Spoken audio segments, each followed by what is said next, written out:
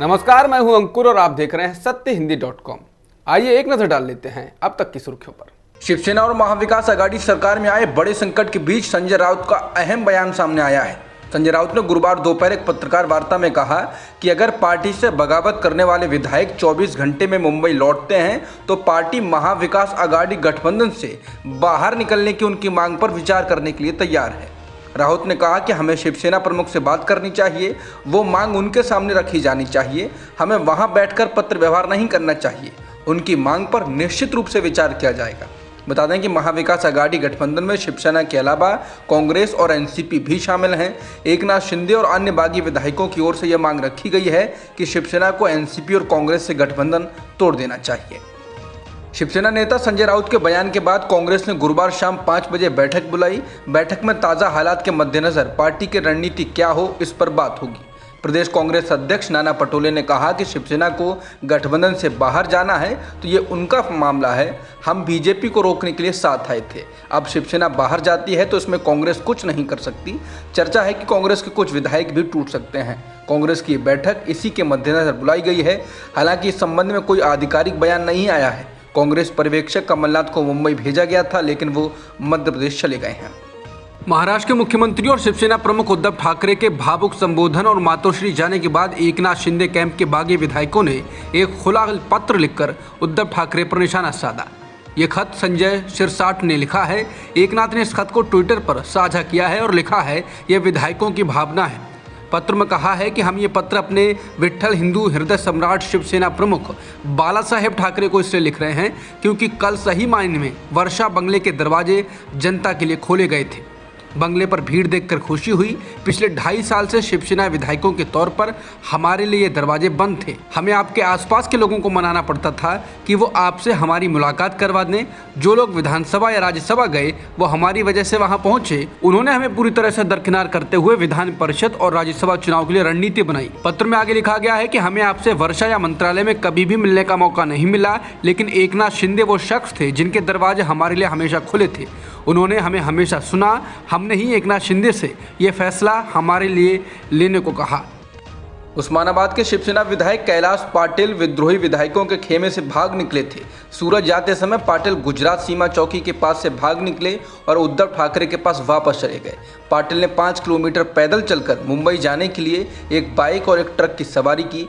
उन्होंने शिवसेना प्रमुख से भी संपर्क किया और उन्हें सारी जानकारी दी। शिवसेना के एक पदाधिकारी ने कहा कि एमएलसी चुनाव का मतदान समाप्त होने के बाद कुछ विधायकों को बताया गया कि ठाणे में रात के खाने की योजना है और उन्हें वहां जाना है। बिना सोचे समझे पाटिल चले गए, लेकिन जल्द ही उसे कुछ गड़बड़ महसूस हुई क्योंकि कार घोड़बंदर रोड की ओर बढ़ गई। सोमवार को मतदान समाप्त होने के बाद विधायकों को 3 के समूह में अलग अलग कारों में ले जाया गया।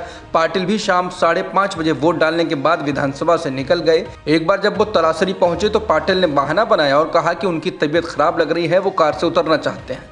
अंधेरे में सड़क के किनारे लगी झाड़ियों के अंदर से पाटिल दूसरी दिशा में भागने लगे। पाटिल ने कहा कि उन्होंने कुछ किलोमीटर तक बाइक पर सवारी की, फिर मुंबई की ओर आ रहे एक ट्रक ड्राइवर से भी अनुरोध किया कि वो उन्हें लिफ्ट दें। महाराष्ट्र में सरकार पर संकट के बीच ममता बनर्जी ने मोदी सरकार को निशाने पर लिया है। ममता बनर्जी ने कहा कि देश की राजनीतिक स्थिति बहुत खराब है। जो भी विरोध प्रदर्शन करता है उसके खिलाफ बुलडोजर चलाया जाता है। आज आप सत्ता में हैं तो धनबल और बाहुबल का इस्तेमाल कर रहे हैं।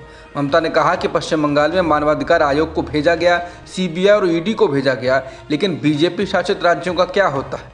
ममता बनर्जी ने कहा, मुझे लगता है कि महाराष्ट्र सरकार को न्याय मिलना चाहिए। आप रुपया देकर ईडी और सीबीआई भेजकर पार्टी मत तोड़िए। आपकी पार्टी भी कोई तोड़ सकता है, लेकिन ये लोकतंत्र के लिए नहीं है। मैं इसे समर्थन नहीं करती।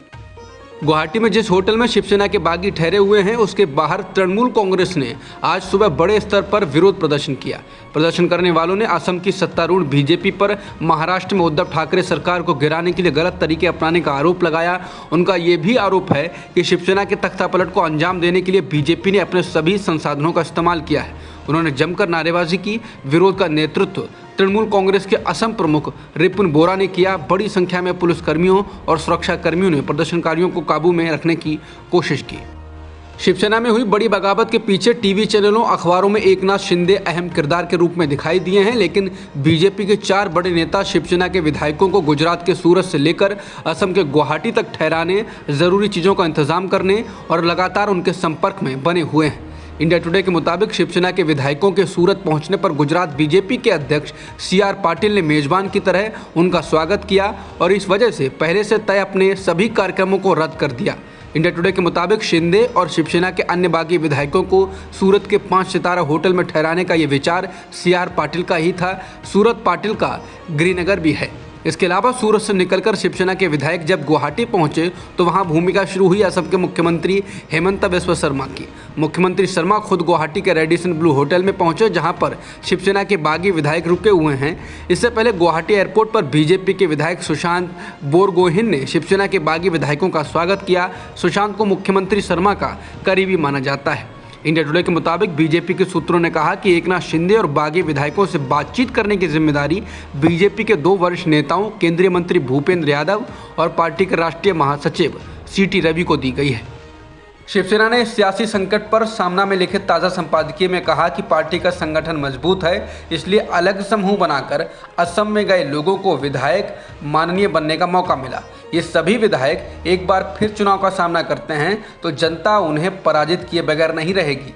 आज जो बीजेपी वाले उन्हें हाथों की हथेली पर आए जख्म की तरह संभाल रहे हैं, वो आवश्यकता समाप्त होते ही दोबारा कचरे में फेंक देंगे। बीजेपी की परंपरा यही रही है। शिवसेना ने अपने मुखपत्र सामना में कहा कि नगर विकास मंत्री शिंदे व उनके साथ मौजूद विधायकों को पहले मुंबई आना होगा। विश्वास मत प्रस्ताव के समय महाराष्ट्र की जनता की नज़र से नज़र मिलाकर विधानसभा की सीढ़ी चढ़नी पड़ती है। शिवसेना द्वारा उम्मीदवारी देकर मेहनत से जीत कर लाए, अब शिवसेना से बेईमानी कर रहे हो। इन सवालों के जवाब देने पड़ेंगे। विधिमंडल में जो होना होगा वो होगा, परंतु मुख्यमंत्री के रूप में उद्धव ठाकरे की लोकप्रियता शिखर पर है। राष्ट्रपति चुनाव में एनडीए की उम्मीदवार द्रौपदी मुर्मू को बीजू जनता दल यानी बीजेडी ने भी समर्थन दिया है। द्रौपदी मुर्मू ओडिशा से ही आती हैं और एक वक्त में बीजेपी की सरकार में मंत्री रही हैं। बीजेडी के अध्यक्ष और ओडिशा के मुख्यमंत्री नवीन पटनायक ने ओडिशा विधानसभा के सभी सदस्यों से अपील की है कि वो राष्ट्रपति चुनाव में द्रौपदी मुर्मू का समर्थन करें। बुधवार को बिहार के मुख्यमंत्री नीतीश कुमार ने भी द्रौपदी मुर्मू का समर्थन करने का ऐलान किया था। अब ये माना जा रहा है कि एनडीए के उम्मीदवार के लिए राष्ट्रपति चुनाव में राह थोड़ा आसान हो जाएगी। गुरुवार को 6 राज्यों में लोकसभा की 3 और विधानसभा की 7 सीटों के लिए मतदान हो रहा है। इन सभी सीटों के चुनाव के नतीजे 26 जून को आएंगे। लोकसभा सीटों में उत्तर प्रदेश की आजमगढ़ और रामपुर के अलावा पंजाब की संगरूर सीट शामिल है, जबकि विधानसभा सीटों में दिल्ली की राजेंद्र नगर, झारखंड की मंदार, आंध्र प्रदेश की आत्मकूर और त्रिपुरा की अगरतला टाउन, बोरदोबाली, सुरमा और जाबराज नगर सीटों पर मतदान हो रहा है। आजमगढ़ सीट सपा मुखिया अखिलेश यादव के इस्तीफे से, जबकि रामपुर सीट सपा के हिकत दावर नेता मोहम्मद आजम खान के इस्तीफे से खाली हुई है। वहीं संगरूर सीट भगवंत मान के पंजाब का मुख्यमंत्री बनने से खाली हुई। अब तक की खबरों में इतना ही। बाकी खबरों के लिए बने रहिए सत्यहिंदी.com के साथ।